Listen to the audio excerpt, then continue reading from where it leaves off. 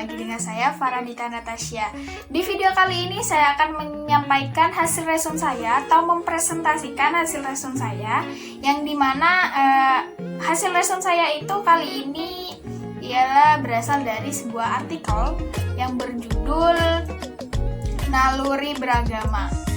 Artikel ini dibuat oleh dosen pengampu mata kuliah HIK 1, yakni Ustadz Idris Mahmudi. Oke, langsung saja kita ke pembahasan yang pertama. Oke, sebelum itu penulis itu menyampaikan dua fenomena menarik di dalam perjalanan dakwahnya selama ini.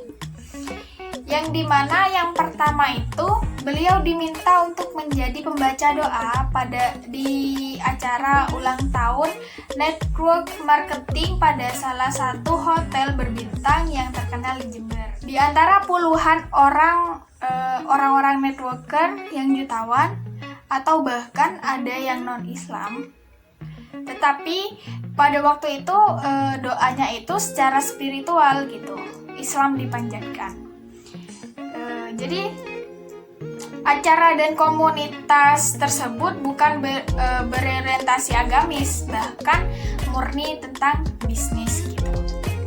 Yang kedua, beliau diminta untuk menjadi spiritual motivation pada salah satu mall terbesar atau siraman rohani yang bernuansa Islam pada semua karyawan pada mall tersebut gitu. Jadi sangat unik gitu. Padahal dalam mall tersebut karyawannya itu bahkan menggunakan baju yang mungkin di dalam Islam itu tidak disarankan gitu. Jadi dan pemegang sahamnya pun itu non pribumi dan non muslim gitu.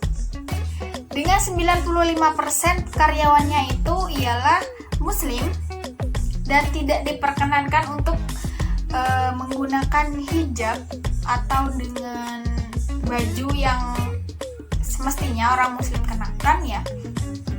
Tetapi acara ceramah agama bisa diselenggarakan bagi semua karyawan, yakni termasuk karyawan, security, bahkan pimpinan unit di unit lain di mall tersebut gitu. Juga ikut serta dalam spiritual motivation.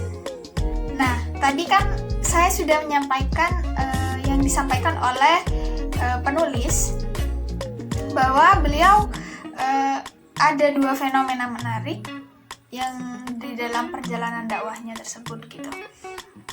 Dan mengapa kedua perusahaan bisnis itu mengadakan pembinaan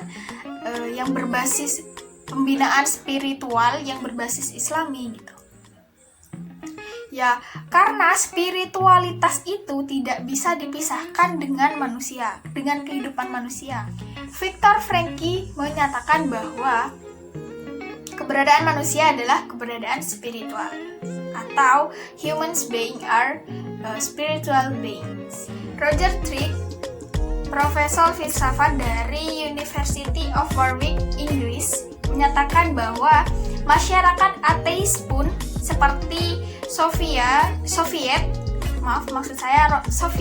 dan Rusia tetap tidak bisa menghilangkan unsur-unsur keagamaan yang ada dalam dirinya gitu, setidaknya dalam pengertian yang luas sebagai belief system.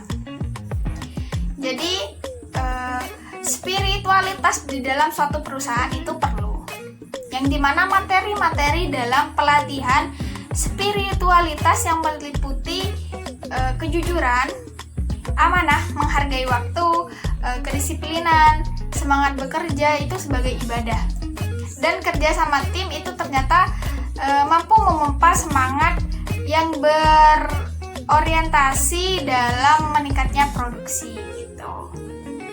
Jadi sebaliknya, jika tidak ada hak-hak privasi keagamaan dari para karyawan itu, atau karyawannya itu dikekang, tidak boleh ini, tidak boleh itu, tidak bisa menjalankan kewajibannya sebagai seorang yang beragama gitu.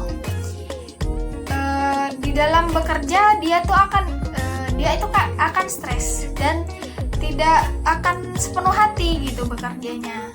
Jadi pada omset perusahaan itu akan menurun gitu.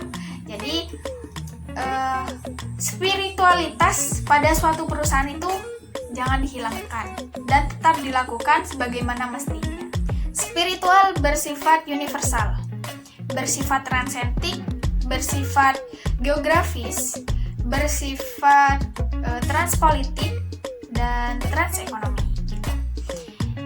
Dan tidak ada pembatas antara manusia yang satu dengan manusia yang lain. Di Amerika yang terkenal dengan negara sekuler, spiritual menjadi perhatian penting dalam proses pendidikan kedokteran gitu. Dan sudah terintegrasi dalam kurikulum. Sejak tahun 1997, University of Kentucky College of Medicine telah menerapkan prinsip-prinsip spiritualitas dalam dalam program pendidikan kedokteran mereka gitu. Jadi lebih dari 70 program pendidikan kedokteran maksud saya di Amerika itu sudah menerapkan prinsip ini gitu pada lembaga formal mereka. Itu adalah salah satu penerapan spiritualitas pada suatu negara Amerika ya. Contohnya gitu. Dan masih banyak lagi contoh-contoh penerapan spiritualitas di berbagai universitas, di berbagai perusahaan, bukan hanya di Indonesia maupun di luar negeri gitu.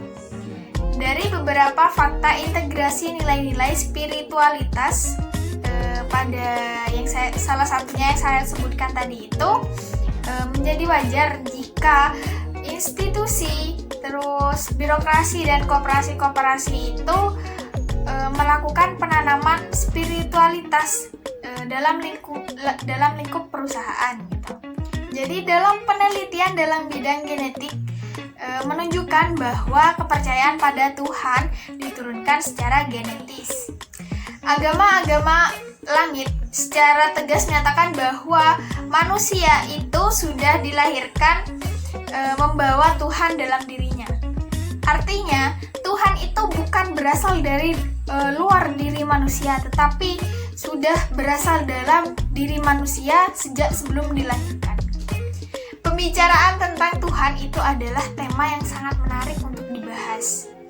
Jadi, tidak saja pada kalangan agamawan atau ilmuwan gitu yang memiliki pendidikan akademis di bidang teologi, tetapi juga sejumlah ilmuwan. Bahkan bagi mereka yang tidak mengerti tentang Tuhan dan tidak menjalankan perintahnya itu, Tuhan itu menjadi salah satu tema menarik dan tidak ada habis-habisnya dalam pembahasannya. Salah satu ilmuwan, salah satu penulis, yakni seorang sarjana di bidang ilmuwan yang paling konsen terhadap soal-soal ketuhanan adalah Karen Armstrong.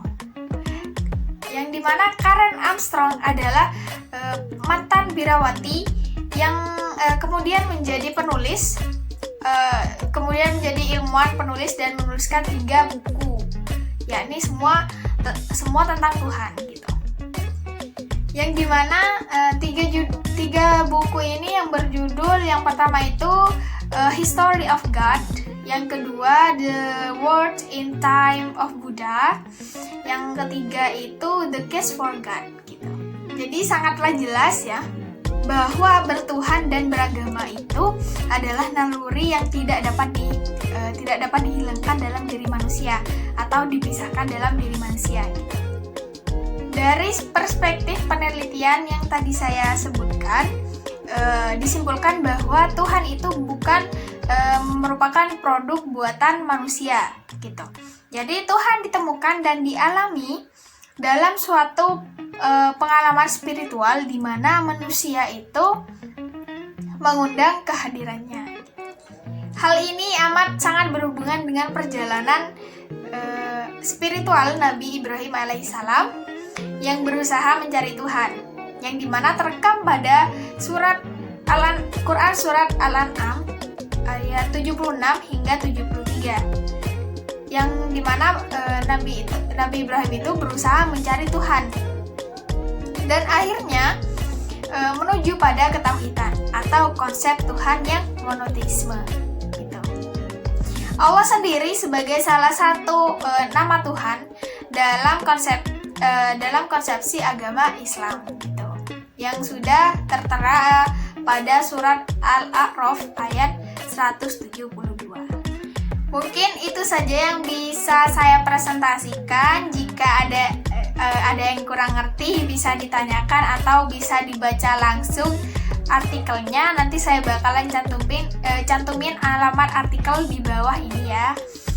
Dan sekian dari saya, semoga bermanfaat untuk kalian semua dan jangan lupa di like, di subscribe, dan di share ke teman-teman kalian. Sekian dari saya, wassalamualaikum warahmatullahi wabarakatuh.